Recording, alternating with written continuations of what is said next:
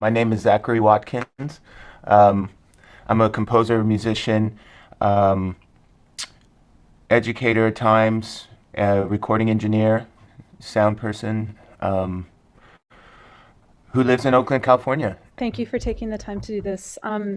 Like as part of Switch, I know we've all like really, really loved getting to know your music and getting to know you as an artist along this process of developing this piece together.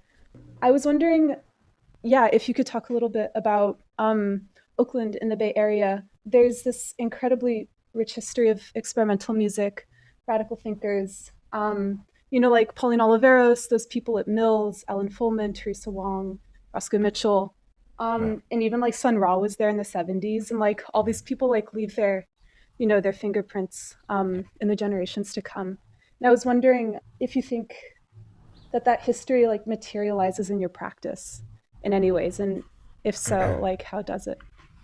Well, thank you very much for those questions. I've been here since 2004, so over 16 years ish.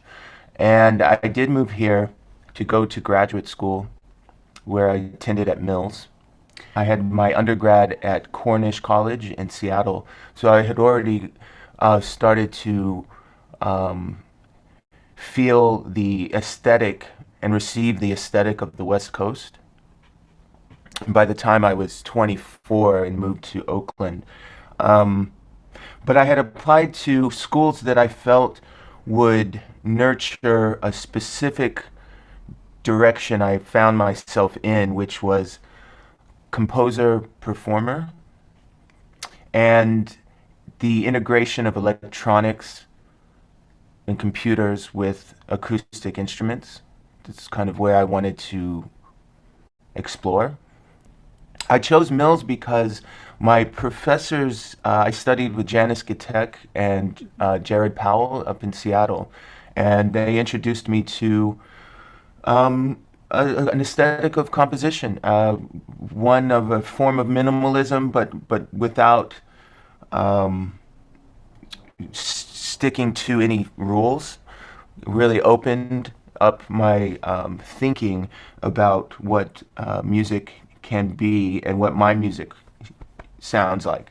When I moved to Oakland, I was completely blown away by how lively and energetic and culturally diverse and rich and deep this community is, all around, not just in the music and the arts, but the activism here, um, the history of Black Panthers.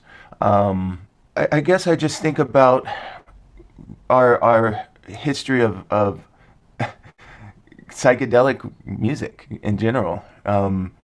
I think I've joked about that before during rehearsals when we get into a hairy moment of the piece, and Yeah. I'll say, "Okay, we're being psychedelic. This is psychedelic here."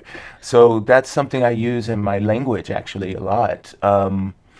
But for me, what it opens up is the work of the SF Tape Center, where Yes. Terry Riley and Morton Subotnick, Pauline Oliveros, Ramon Sender. Yeah.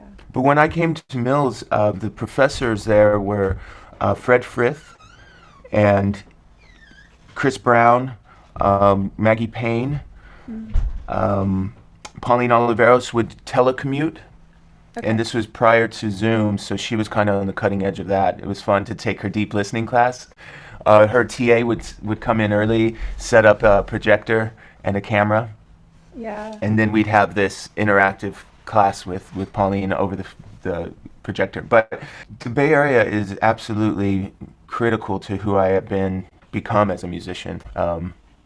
And it's the people, it's the landscape, it's the history of a really open-ended kind of expressive, experimental, psychedelic composition with a lot of improvisation in it. I've stayed here for a reason, absolutely, yeah.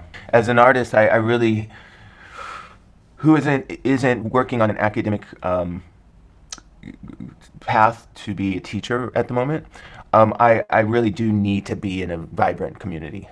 Um, we've gotten together and created as a group of community people just all these Zoom concerts and Twitch concerts, and we've really raised each other up and given each other a venue that feel almost as good as playing live in a venue.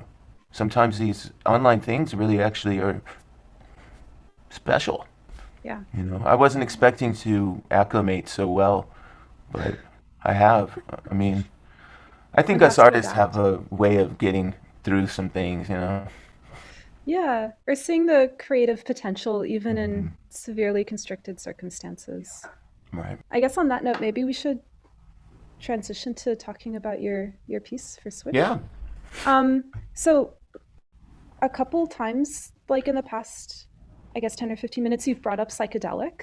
Hmm. And like the psychedelic artists are like psychedelic as like a state of play. Hmm. And I was wondering how you could like if you could talk about this sort of like what psychedelic means to you, like also in the context of the piece that you've made for Switch.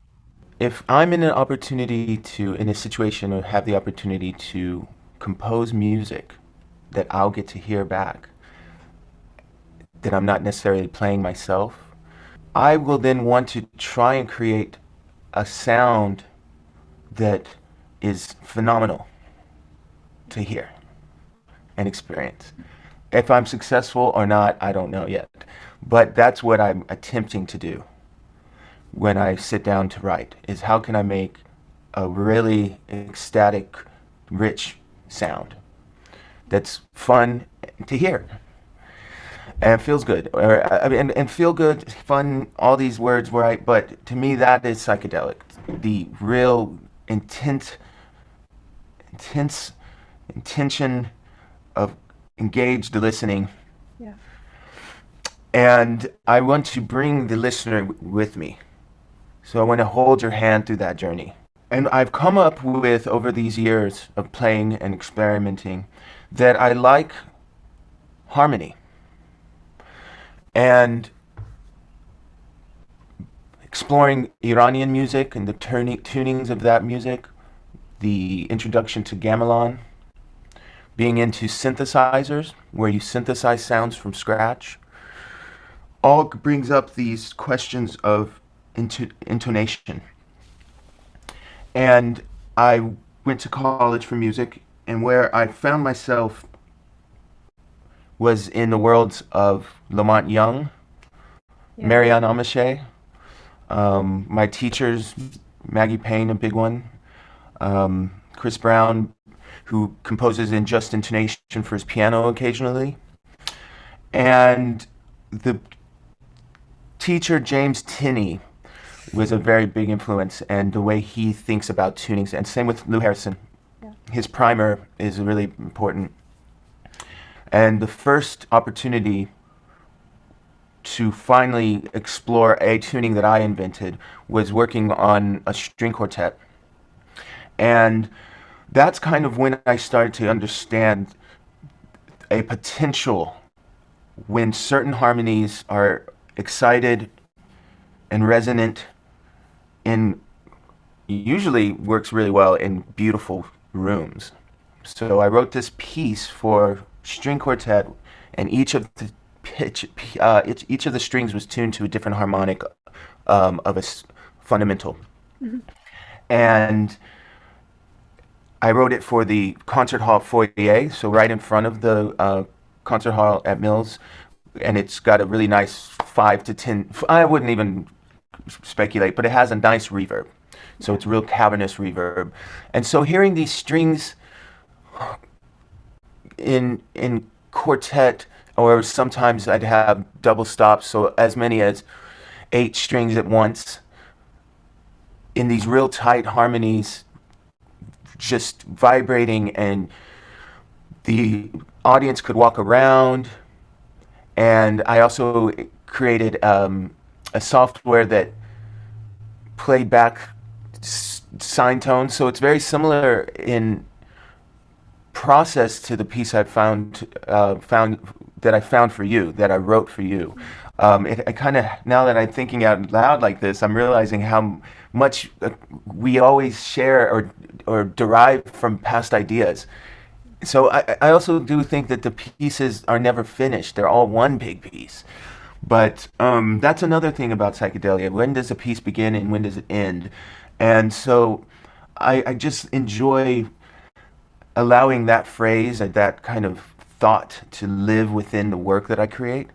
I mean, it's like what you were just saying. It like it's so fascinating. Because like Lamont Young, like there is this like literal endlessness to his music because he's trying to tap into like the resonance of the cosmos in somewhere, like the resonance of the electrical grid.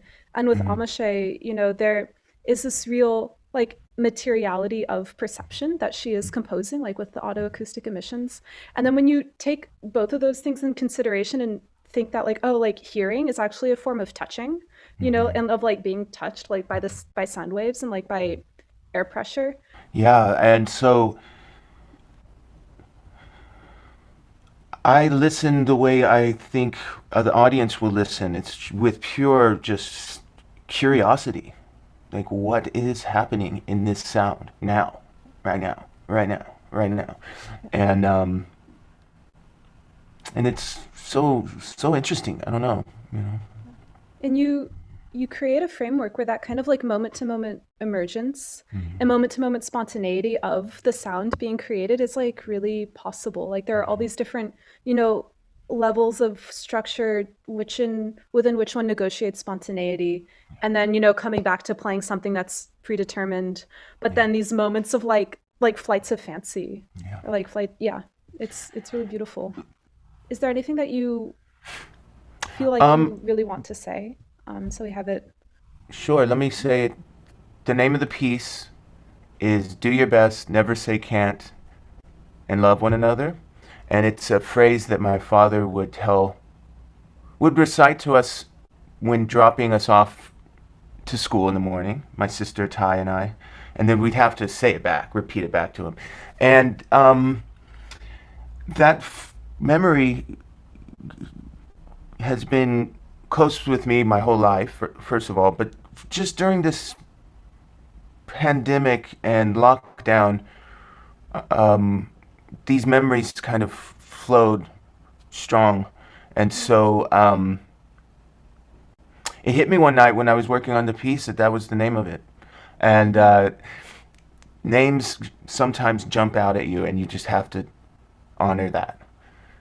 And so this one jumped out, and even though it's a long name, it felt appropriate. Well, it's an So, honor for Switch to have a piece of such like a profound memory, a name that signifies such a profound memory. It's really, yeah. that's very generous. Well, this is generous. Creating this work together, um, I'm very honored, so thank you. Yeah. Thank you. You're welcome. Well, I look forward to hearing it. Yay! Yeah, and see you very soon. Okay. This All right. was See you in this in a wonderful. minute. Bye bye. Bye.